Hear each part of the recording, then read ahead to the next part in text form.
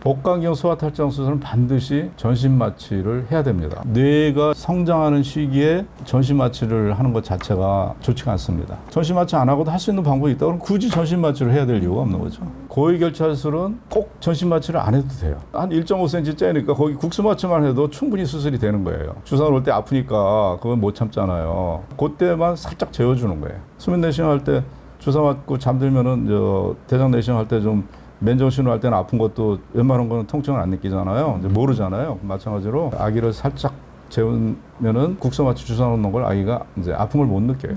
장기적인 부분을 이제 저는 말씀드린 거예요. 이제 뇌 영향이라는 거는. 근데 이제 단기적으로도 영향이 있어요, 사실은. 전신 마취는 이 기계 호흡을 하는 거 아니에요? 이제 이 인공호흡기가 이제 이렇게 폐에다 공기를 넣어줬다, 풀어줬다, 넣어줬다, 풀어줬다 하는.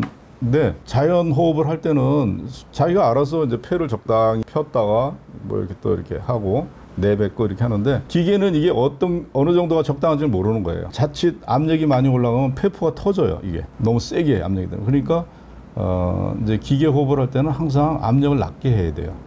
안전한 게 네. 낮게 하다 보니까 그렇게 되면 이제 폐의 이 주변 부위 폐포가 이게 짜부러드는 거지.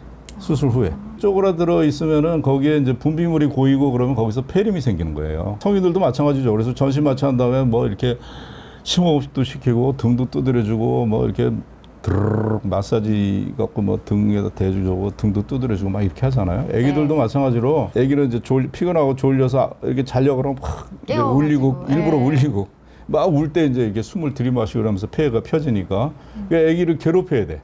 한참 괴롭혀야 돼요.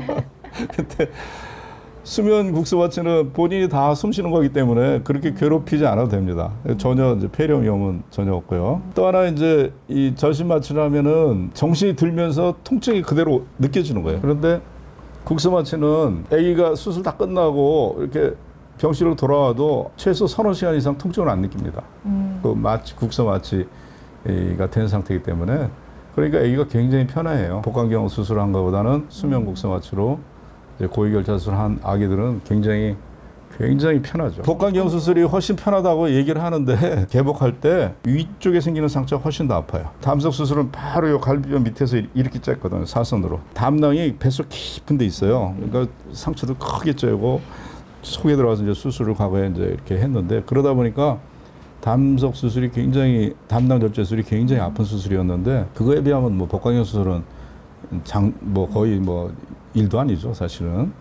뭐 맹장 수술하고 뭐 똑같은 거니까 이제 그렇게 편한데 탈장은 이제 그렇지 않다 이거지. 탈장.